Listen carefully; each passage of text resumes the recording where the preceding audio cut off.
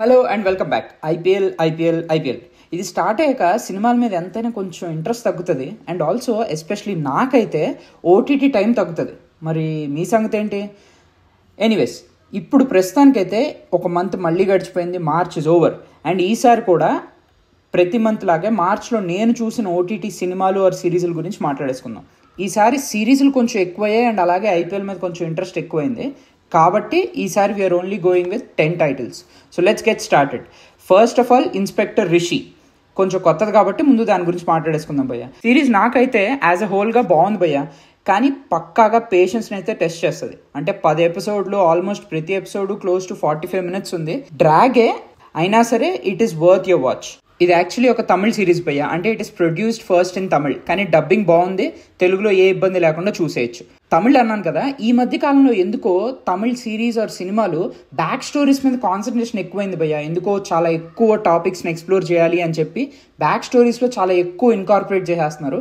అది ఎందుకో over burdening and over పుషీ అని అనిపిస్తుంది నాకు. ఎందుకంటే ఒరిజినల్ స్టోరీ నుంచి బాగా డివైడ్ అయిపోతున్నాం మనం. On that note, next series is posture.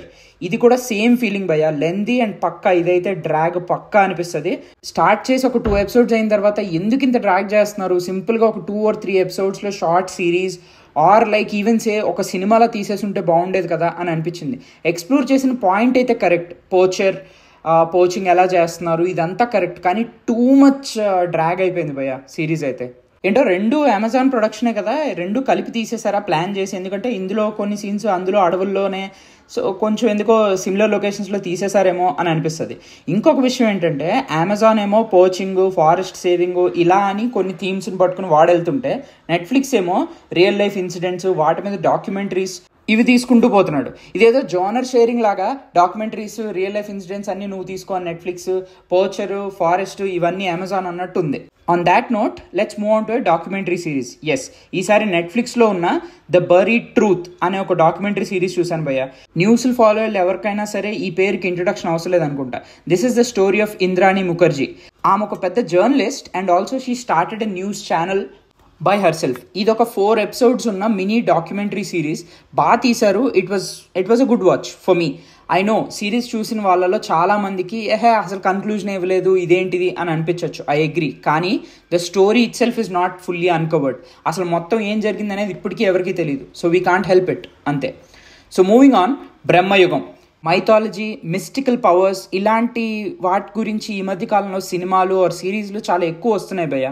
This is also one of that. ఒక సినిమా ప్రీ ఇండిపెండెంట్ ఆర్ రాజుల కాలంలో ఒక 3 or 4 క్యారెక్టర్స్ మధ్యలోనే తిరుగుతూ ఉండేలాగా, ఒకే లొకేషన్లో ఉండేలాగా తీయాలి అంటే you need brilliant actors. And who other than Mammootty sir can do that.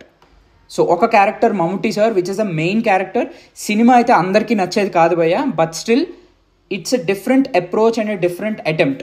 So definitely నాకు డిఫరెంట్ సినిమాలు నచ్చుతాయి అనుకుంటే do give it a try. It is worth it. నాకైతే నచ్చింది. ZEE5లో ఉంది.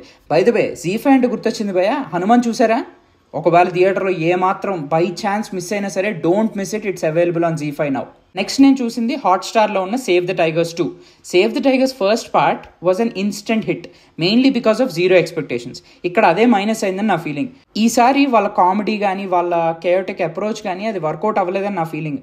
అదేంటో ఒక ఫార్ములా ఫాలో అయి తీసినట్టుంది ఈ సెకండ్ పార్ట్ అయితే. ఏంటంటే వైఫ్ హస్బెండ్కి పడకూడదు, హస్బెండ్ ఇంకా పూర్తిగా సెటిల్ అవ్వకూడదు, అండ్ ఆల్సో ఒక మోనోలాగ్ ఉండాలి. సిరీస్ మొత్తంలో ఒక మోనోలాగ్ కంపల్సరీ. ఈసారి లేడీస్ సైడ్ నుంచి ఆ మోనోలాగ్ వస్తుంది. And the worst part is marriage ఎవరు కనిపెట్టారు అనే దాని గురించి ఒక ఎపిసోడ్ తీశారు భయ్య, విచ్ ఇస్ లైక్ రాతియుగంలో తీసినట్టు తీశారు. That didn't work out at all. అసలు కామెడీ పరంగా కూడా నాకు అసలు నచ్చలేదు సిరీస్. మీరు చూసారా? మీకు ఎలా అనిపించింది? మూవింగ్ ఆన్, నెట్ఫ్లిక్స్లో మామ్లా లీగల్ హే అని ఒక కామెడీ సిరీస్, చిన్న సిరీస్ ఒకటి వచ్చింది భయ్య. నాకైతే it was plain and bluntly okay, అంతే. కామెడీ ఉంటుందేమో అనుకుని స్టార్ట్ చేశాను, బట్ అది కూడా అంత బీభత్సంగా ఏం వర్కౌట్ అవ్వలేదు. కోర్ట్ రూమ్ సైడ్ డ్రామా ఇదంతా. ప్రాబబ్లీ క్యారెక్టర్స్ కూడా అంత కనెక్టివిటీగా ఉన్నట్టు అనిపించలేదు. సో ప్రాబబ్లీ ఆ డిస్కనెక్ట్ వల్లే నాకు సిరీస్ అంతగా ఎక్కలేదు అనిపించింది. So that is Maamla legal Hai in Netflix. Hotstar ఈ మధ్య ఏ సినిమా అయినా సరే కొంటే కనుక డబ్బింగ్ చేసేసి దొరికిన అన్ని భాషల్లో వదిలేస్తున్నారు భయ్య. అలా వచ్చిన ఒక సినిమానే అబ్రహం ఆజ్లర్. మలయాళంలో వచ్చింది ఈ సినిమా. యాక్చువల్లీ మలయాళంలో అంజం పాత్ర ఆర్ తెలుగులో ఆహాలో అవైలబుల్గా ఉన్న midnight murders is one of my favourite thrillers. ఓ ఈ సినిమా కూడా అదే డైరెక్టర్ అని చెప్పి స్టార్ట్ చేశాను. But this was an okay థ్రిల్లర్స్లో ఉండకూడని బిగ్గెస్ట్ సెట్ బ్యాక్ ఏంటంటే పాసిబుల్ ఎపిసోడ్స్. అంటే ఒక పార్ట్ ఆఫ్ ద మూవీని మనం ఇగ్నోర్ చేసినా సరే it will move on. But ఈ మూవీలో అలాంటి ఎపిసోడ్స్ కొన్ని ఉంటాయి, కానీ వాటిని దాటేస్తే it is a worthy watch. Mammootty garu ఈ సినిమాలో కూడా ఉన్నారు, బట్ ఆ క్యారెక్టర్కి పెద్ద స్కోప్ ఏం లేదు. So on the whole it's a normal suspense thriller అంతే. From one thriller to another, from Hotstar to Aha, both of them Bhaskar Narayana. ఇది ఒక ఇన్వెస్టిగేటివ్ థ్రిల్లర్ భయ్య. మన హీరో వచ్చి ఒక ప్రైవేట్ డిటెక్టివ్. అంటే మరి ఏజెంట్ సాయి శ్రీనివాస్ ఆత్రేయలో ఊహించేసుకోవద్దు భయ్య. This is just a normal possible thriller. For me it's a one timer and I don't regret not watching it in theatres. ఒక చిన్న అన్కవర్డ్ పాయింట్, పురాణాల నుంచి ఒక చిన్న అన్కవర్డ్ పాయింట్ని తీసుకుని దాని చుట్టూ స్టోరీ వెళ్ళారు భయ్య. It could have been a lot better. మీరు చూసారా? మీకు ఎలా అనిపించింది? నెక్స్ట్ వచ్చి నెట్ఫ్లిక్స్లో వచ్చిన మన విజయ్ సేతుపతి అండ్ కత్రీనా కైఫ్ నటించిన మేరీ క్రిస్మస్. ఈ సినిమా కూడా యాక్చువల్లీ ఈ ఇయర్ సంక్రాంతికి రిలీజ్ అయింది, కానీ పెద్ద పెద్ద సినిమాలు ఉండడం వల్ల దీనికి అంత బజ్ రాలేదు. ఇది ఒక sort of different thriller movie భయ్య. మన అందాధూన్ తీసిన డైరెక్టర్ తీసిన సినిమా. అతని మూవీస్ అన్నీ ఒక డిఫరెంట్ సార్ట్ ఆఫ్ జానర్లో పెట్టుకోవాలనుకుంటా.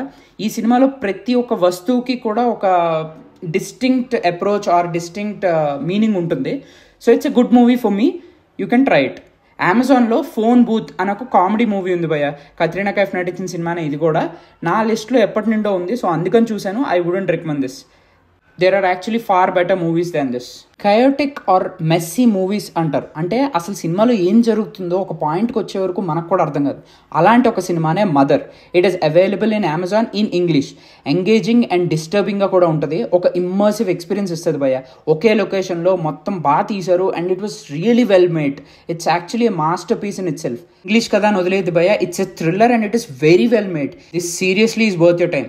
ఈ మంత్కి ఈ 10 సినిమాల భయ్య నేను చూసింది. ఈ లిస్ట్లో నా టాప్ అంటే మదర్. లాస్ట్లో చెప్పుండొచ్చు, but it is really worth your time. అమెజాన్లో ఉంది, చూసేయండి. అండ్ వర్స్ట్ అంటే phone booth. Also for the timing it is Poacher. So that's it for the review guys. Do like, share and subscribe to మన passion. అవును, మన ఛానల్లో IPL content కూడా వస్తుంది, చూసారా? ఒక లుక్ వేసేయండి భయ్య.